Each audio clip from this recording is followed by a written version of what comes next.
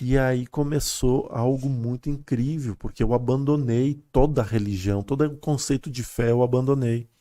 A partir dos 15 anos, mais ou menos, eu fui abandonando. De forma natural ou teve algum fato que... Aquilo não fazia mais sentido para mim. Tá. Então Que eu ia religião Iniciando que a na sua música, família né? era? católica, Você cresceu na católica. católica, tá. Não fazia mais sentido aquilo, porque eu questionava coisas muito simples e que viravam em briga. Por exemplo, a Sexta-feira Santa, né? Jesus morre na Sexta-feira Santa e nasce 3 dias depois. Esse cálculo não fecha para mim, porque dá 2 dias. Na Tuxi. Sábado, domingo, e tá aí o terceiro tá onde? Né? E as pessoas dizem, não, mas sexta, não, mas é quinta, então ele morreu na quinta. E eu ficava sempre argumentando, fazendo esses questionamentos e virava briga, né, onde eu estava. Então, chega. E aí outras tantas coisas mais, né? Por exemplo, a outra ponto, o Caim e Abel, né? Que eram os únicos. E aí saíram e tinha uma cidade. Tá, mas que cidade é essa? Eu questionava essas coisas. E nunca tive resposta. Então mandava eu ficar quieto. Né? A década de 80 não tinha muito problema com bullying, não tinha muito problema com Haters. então foi um ano mais, uma época mais difícil, mas muito mais boa. Então eu fui meio que abandonando tudo. E aí entrei na faculdade e minha religião virou o trompete, virou a música. Escutava, não estava tocando, estava escutando. Então eu vivia absorvido naquele mundo. E eu comecei a perceber que final de 98 e 99 começou a acontecer algumas coisas muito estranhas. Eu estudava e rendia muito, e quando eu ia frente a alguém, eu perdia rendimento. Eu tinha muita qualidade gravando, tocando, chegava uma pessoa junto na sala, eu caía.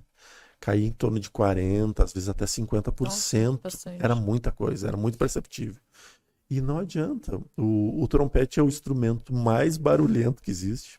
Né? Bem agudo, né? Nossa, não, e tu erra, o cara que tá passando do outro lado da rua e diz, errou. Derruba nem conhece, né? a banda inteira. Não tem o que fazer, inteira. cara, não tem o que fazer. Então era muito amostra. E aí eu tinha que lidar com a minha timidez, tinha que lidar com a minha vergonha, e estava tendo problema exatamente com essa perda de qualidade. Uhum. E aí me formei em 99, e aí em 2000 já entrei a estudar nos cursos avançado e superior da Escola de Música da OSPA. E já comecei a tocar em orquestra profissional, na época, que era a Orquestra Sinfônica de Porto Alegre. E acontecia a mesma coisa. Chegava no momento, eu tinha perda. Uhum. E aí eu comecei a ficar muito ruim. Fiquei muito ruim. Disse, não, chega com isso, chega com essa várias. Performance mesmo. Chega. E aí eu entrei numa vibe muito ruim, que queria até pensar em suicídio.